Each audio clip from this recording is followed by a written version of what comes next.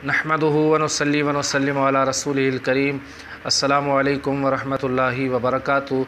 राय इस्लाम में तमाम दोस्तन की खुशामदीद। प्यारा दोस्तों, अज बेहतरीन मालूमात खणी तव्हांजी खिदमत में हाज़िर थियो आहियां। यकीनन मूंखे पसंदि ईंदी सुही आहे त अॼु निकाह जे मुतालिक़ नबी पाक सल्लल्लाहु ताला अलैहि वसल्लम जिन जो हिकु फ़रमान मुबारक अवांजी खिदमत में अर्ज़ु कंदुसि। पर उन खां अॻु में अवां सां गुज़ारिश आहे त जेकॾहिं अवां असांजो चैनल सब्सक्राइब नाहे कयो त असांजे चैनल खे सब्सक्राइब कयो ऐं गॾोगॾु घंटी जे निशान ते क्लिक कयो ताजो असांजी हर अचण वारी नई मालूमात तव्हां ताईं आसानी सां पहुची सघे।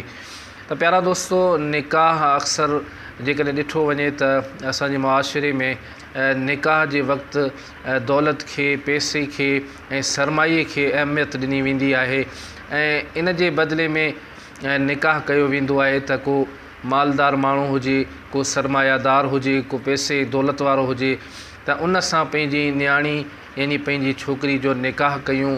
त प्यारा दोस्तो, हिकु ॻाल्हि ज़हन में रखो त निकाह करणु वक़्तु न माल खे, न दौलत खे, न सरमाईअ खे अहमियत ॾिनी वञे। अल्लाह पाक जे प्यारे महबूब करीम सल्लल्लाहु ताला अलैहि वसल्लम जिन जो हर फ़रमान मुबारक असांजी बहितरीन रहनुमाई फ़रमाए थो ऐं अल्लाह जे प्यारे महबूब करीम सल्लल्लाहु ताला अलैहि वसल्लम जिन जी हर फ़रमान मुबारक में असांजे लाइ का न का बहितरी ऐं भलाई ज़रूरु मौजूदु आहे। पर असां ख़्यालु करियूं ऐं गौर फ़िकिर कयूं त जेको बि नबी पाक सल्लल्लाहु ताला अलैहि वसल्लम असांखे हुकुम फ़रमायो आहे यकीनन उन जे अंदरि असांजे लाइ काफ़ी भलायूं ऐं बरकतूं आहिनि, दीन जूं, दुनिया जूं, आख़िरत जूं। ऐं जंहिं कम खां अल्लाह जे महबूब करीम सल्लल्लाहु ताला अलैहि वसल्लम जिन असांखे मना कई आहे, रोकियो आहे, त यकीनन उन जे अंदरि असांजे लाइ कई नुक़सानात हूंदा या उन जे अंदरि असांजे लाइ कई मसाला थी सघनि था। त अल्लाह जे प्यारे महबूब करीम सल्लल्लाहु ताला अलैहि वसल्लम जिन जो फ़रमान मुबारक अवांजी खिदमत में अर्ज़ु कयां त नबी करीम सल्लल्लाहु ताला अलैहि वसल्लम जिन इरशाद फ़रमायो, जॾहिं को अहिड़ो माण्हू तव्हांखे निकाह जो पैगाम ॾिए जंहिंजो दीन ऐं अख़लाक़ तव्हांखे पसंदि हुजे त उन सां पंहिंजी न्याणी जो निकाह करे छॾियो।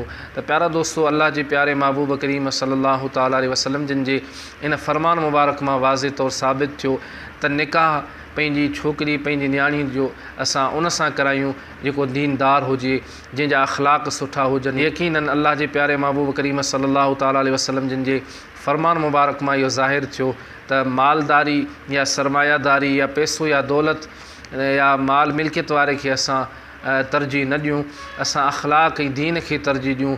जेको अख़लाक़ वारो आहे, दीनदार आहे, त उन सां पंहिंजी न्याणी जो निकाह कराए छॾियूं, उन में देरि न करियूं। यकीनन उन्हनि जे अंदरि काफ़ी भलायूं ऐं बरकतूं हूंदियूं आहिनि।